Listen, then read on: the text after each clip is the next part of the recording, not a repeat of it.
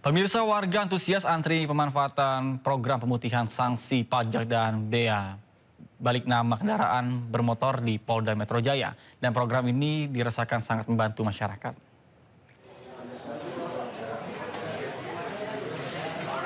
Sejak pagi, warga antri di loket-loket penghapusan sanksi pajak Polda Metro Jaya. Masyarakat mengaku sangat terbantu dengan program pemutihan atau penghapusan sanksi pajak dan bea balik nama kendaraan bermotor BBNKB. Program pemutihan ini berlaku di seluruh Samsat wilayah DKI Jakarta dan memberikan kesempatan bagi warga wajib pajak untuk membayar pajak kendaraan tanpa dikenai denda. Program pemutihan denda pajak kendaraan bermotor di Jakarta mulai digelar pada Senin kemarin hingga tanggal 31 Desember mendatang.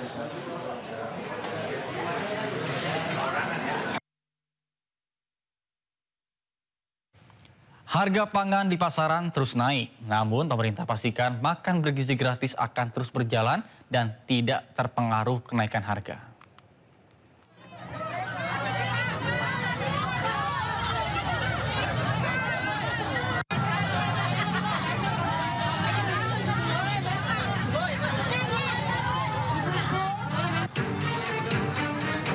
Ratusan emak-emak berebut paket pangan murah yang digelar Pemkot Tangerang. Warga yang berasal dari sekitar Cikupa, Tangerang, Banten rela antri berjam-jam demi bisa menebus paket pangan murah. Warga pun mengeluhkan harga pangan di pasaran yang terus naik. Beli cabai, beras, minyak bulan. Berapa duit? Abang kehabisan. Padahal butuh bawang. Berapa duit itu semuanya? Ini semua 47.000. Kalau beli di pasar dapat kayak itu? Enggak. Lebih mahal. Sementara itu pemerintah terus berupaya menjaga stabilitas harga pangan guna menyukseskan program makan bergizi gratis. Pemerintah meminta peternak dan petani untuk tingkatkan produksi guna memenuhi kebutuhan pangan nasional. Karena kan harga telur, daging ayam sudah mulai sedikit naik ya. Itu dikarenakan salah satunya dikarenakan demand dari MBK kan cukup banyak meningkat.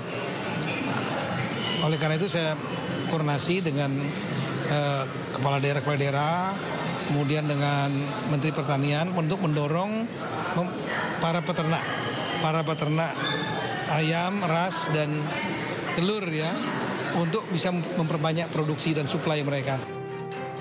Saat ini berdasarkan Pusat Informasi Harga Pangan Strategis, daging ayam ras dijual berkisar Rp37.450 per kilogram.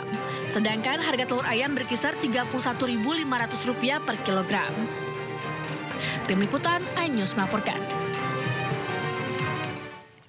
Pemirsa, hari ini Roy Suryo CS akan diperiksa polisi setelah statusnya menjadi tersangka. Apakah mungkin kasus ini akan naik ke pengadilan sementara keaslian ijazah yang ditudingkan belum dapat dibuktikan di pengadilan? Dan kita akan bahas bersama dengan kuasa hukum Roy Suryo CS, Azam Khan, dan pendukung Jokowi dari Peradi Bersatu, Zefrijin Boy Kanu, dalam program Sindo Prime yang dipandu oleh rekan Yudi Handoyo berikut ini.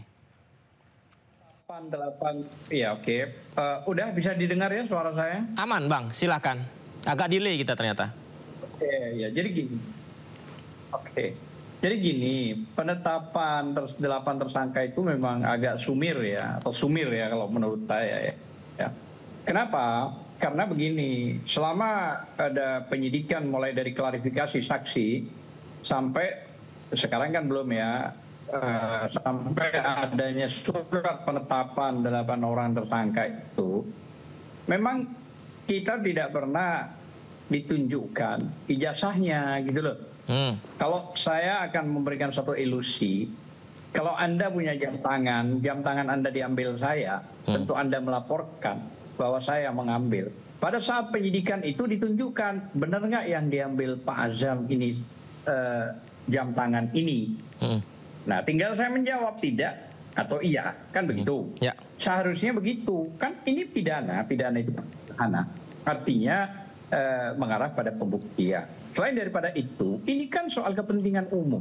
Ijazah itu kalau pejabat publik itu kepentingan umum. Nah, coba Anda buka Undang-Undang KIP ya, Keterbukaan Informasi Publik pasal 18 ayat 2.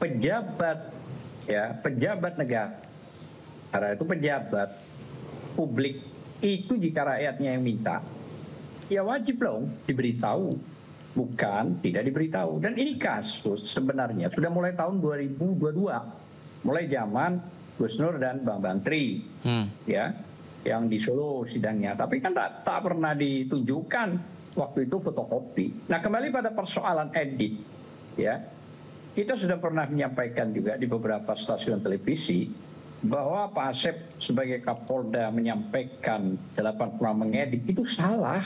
Tidak ada yang diedit. Apa yang diedit? Justru berawal dari sandi PSI itu 1 April itu yang diupload kemana-mana. Dan sampai sekarang kan tetap itu. Kalau namanya diedit, ya atas ketersangkaan itu, karena kan mau diarah-arahkan ke pasal 32 dan 35 itu, soal ITE itu. Padahal itu kan hanya menunjukkan ijazah. Ijazah itulah konteksnya. Kalau memang benar itu asli, kan cukup di persoalan pencemaran nama baik dan fitnah. Kalau begini ya, menurut saya orang menghasut itu kan pertama itu kan yang pergomborkan pertama itu 3 orang itu yang disebut dengan Roy, Rismon sama Ifat. Kemudian dari hasil 3 itu menjadi 8. Artinya 5 itu sudah terhasut. Itu baru 5. Kemudian terjadi penghasutan di kalangan masyarakat, itu kan banyak bukti. Teriak, mereka meneriakan apa? Tangkap Jokowi, adili Jokowi. Apakah itu bukan penghasutan? Itu kan akte seriusnya sudah ada itu terbukti sebetulnya. Jadi polisi itu atau penyidik itu tidak sembrono. Penyidik itu dia punya pengalaman, dia punya teknik, dia punya strategi, dan dia sudah kumpulkan fakta dan data, bukan hanya asbun. Itu kerjanya penyidik itu dengan 130 orang saksi, kemudian 22 orang ahli dan 7 baik. Barang bukti itu sudah membuktikan, menetapkan pasal 160. Kemudian yang kedua soal manipulasi pasal 35 ya. Itu nanti dibuktikan semua di pengadilan. Jadi nggak ada gunanya kita berkuar-kuar di sini, nggak ada guna. Yang paling penting sekarang tinggal di pembuktian pengadilan nanti. Di situ baru akan terbongkar semuanya. Kalau memang dari pihak kuasa hukum Bang Roy dan teman-teman tidak setuju, kenapa tidak peradilan aja? Kan itu lebih gampang untuk membuktikan apakah sah atau tidak barang bukti atau alat bukti yang ditampilkan atau dipakai sebagai menaikkan orang jadi tersangka. Jadi sebetulnya gampang aja. Gunakanlah pembelaannya. Jadi tidak perlu berkuar di masyarakat, ngomong di media. Jadi maksudnya lebih baik pra-peradilan saja begitu, Bang Boy? Ya, kalau saya jadi pengacaranya saya langsung perapit. Kalau saya jadi pengacaranya saya langsung perapit. Saya buktikan bahwa apa yang dituduhkan itu, apa yang disangkakan itu dengan pasal-pasal. Informasi lainnya pemirsa, Menteri Keuangan Purbaya Yudi Sadewa sidak kantor pengawasan dan pelayanan bea cukai tipe Madya Pabean Tanjung Perak Surabaya Jawa Timur. Peninjauan untuk mengecek dokumen dan juga kondisi fisik barang di lapangan. Purbaya meninjau langsung proses pemeriksaan barang dengan mencocokkan dokumen pemberitahuan impor barang atau PIB dengan kondisi fisik barang di lapangan. Peninjauan ini untuk memastikan proses bisnis kepabeanan berjalan sesuai dengan prosedur serta mendukung lancarnya arus logistik nasional. Setelah meninjau pelabuhan, Purbaya meninjau KBLBC kelas 2 Surabaya.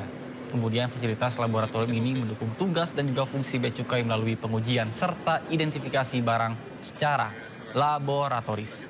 Bahkan sidak ini, Purbaya mengaku menemukan harga barang dokumen tidak sesuai dengan harga di marketplace. Ya, untuk periksa kontainer ada yang menarik tuh, harganya kelihatannya kemurahan. Nanti kita akan dicek masa harga barang sebagusnya cuma $7 di marketplace 40-50 juta. Tapi ini akan dicek lagi ya.